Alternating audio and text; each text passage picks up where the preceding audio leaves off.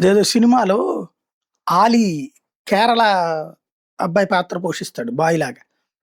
Hero, heroine వీళ్ళు వెళ్తారు. అక్కడ కోపంతో ఉంటారీళ్ళు. ఆ జర్నీ హడావిడితో.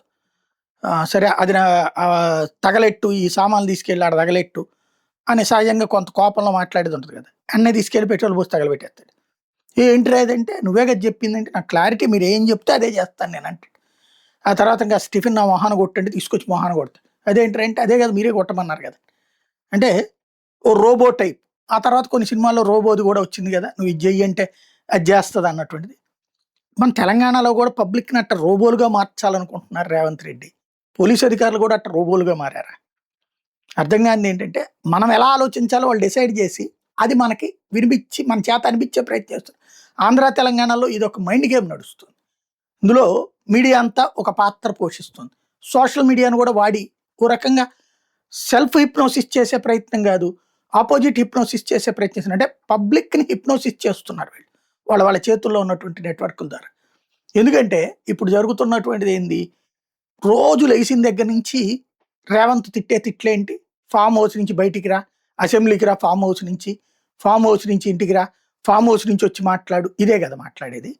మొన్న అసెంబ్లీకి వస్తున్నప్పుడు గూడా ఫార్మ్ హౌస్ నుంచి వస్తున్నదనే గదా రోజు బ్రేకింగ్‌లు ఇయన్నీ మీడియాకి తెలీదా? లేపోతే జనానికి తెలీదా? కేసీఆర్ ఫార్మ్ హౌస్‌లో ఉంటున్నాడనేది? మరి వృద్ధుడైన వ్యక్తి ఎక్కడుంటే అక్కడికెళ్ళి విచారించాలని చట్టం చెప్తోంది. అందులో భాగంగా మేము విచారిస్తాం. మీరు స్టేషన్‌కి రానక్కర్లేకుండా నోటీస్ ఇచ్చాం. ఎంత మహానుభావుడాయన. అసలు ఇంతటి మహానుభావుడు ఇంకెక్కడన్నా ఉన్నాడా ప్రపంచంలో అని మీడియా చెప్పుకొచ్చింది. ఇంతకీ ఎక్కడికెళ్ళి ఇచ్చొచ్చారు? ఇంటి దగ్గర అతికిచ్చొచ్చారు స్టిక్కరు. ఏది? Notice sticker. ఆయన ఉండేదెక్కడో తెలీదా వీళ్ళకి? పోనీ ఫార్మ్ హౌస్ ఏమన్నా బెజవాడలో ఉందా? లేకపోతే గనక బెంగుళూరులో ఉందా? ఎక్కడున్నా అక్కడికెళ్ళినా విచారించాలని కూడా రూల్ గదా! వృద్ధుడు అన్నటువంటి కోణంలో. మరిప్పుడు ఆయనది ఫార్మ్ హౌస్‌లో ఉంటాడని తెలిసి, రోజూ రేవంత్ రెడ్డి చెప్తా, ఇప్పుడు మేము నోటీస్ ఫార్మ్ హౌస్‌లో ఇవ్వము, వాళ్ళ ఇంటి దగ్గర అతికిస్తాం. పోనీ ఆయనే ఫోను జేసి ఇక్కడికొచ్చి విచారించండి అంటే మేము ఒప్పుకోము అంటే, అది సరైనటువంటి పద్ధతేనా? అంటే జనాల కోసం ఒక మాట, బయట ఇంకో మాట.